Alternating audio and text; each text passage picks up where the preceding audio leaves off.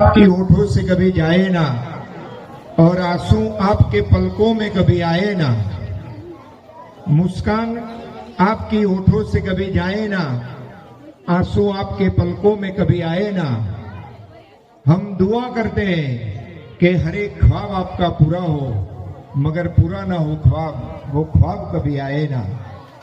आप સૌનો ફરીથી એકવાર આભાર માની આ બહેનો બધા છોકરીઓ જુઓ તું કેમ ભણે બેટા? બધા 8મા ધોરણમાં ભણો તો માસ્તરીએ રજા રાખી છે મને લાગે, અડધી શાળા તો હોય છે।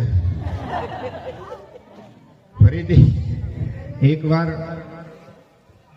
भगत काका आओ, मिलते रहेंगे और रही जिंदगी तो फिर मिलते रहेंगे।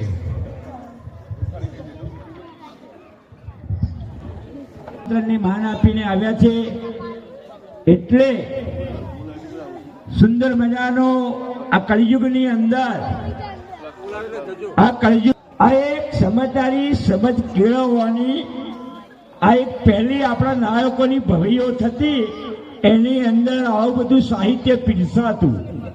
અત્યારે આ ટીવી આવી, મોબાઈલ આવ્યો, જમાનો બદલાઈ ગયો એટલે આપણી ભારતીય સંસ્કૃતિ દિવસે દિવસે વિસરાતી જાય છે અને આ દરિદ્રતા બધી ઊભી થાય છે।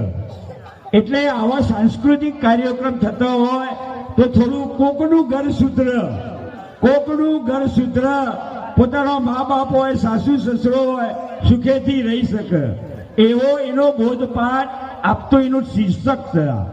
એના માટે જે દહેણપ ગામથી શ્યામ મંડળ આપણી વચ્ચે ઉપસ્થિત છે એવા પટેલ વિષ્ણુભાઈ અને વિરેન્દ્રભાઈ પટેલ એ બંને જે સંચાલક ઓર્ગેનાઇઝર, જે મિત્રો વડીલો આ ટીમને લઈને સાથે જે આ ધાર્મિક, સાંસ્કૃતિક, સામાજિક જે કરુણ પ્રસંગ દરેક જગ્યાએ આમંત્રણ હોવા જતા હોય છે અને આવું સન્માન કરીએ છીએ।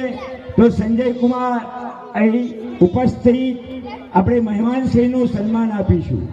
સંજયભાઈ વિસનગર આપણી વચ્ચે ઉપસ્થિત છે તો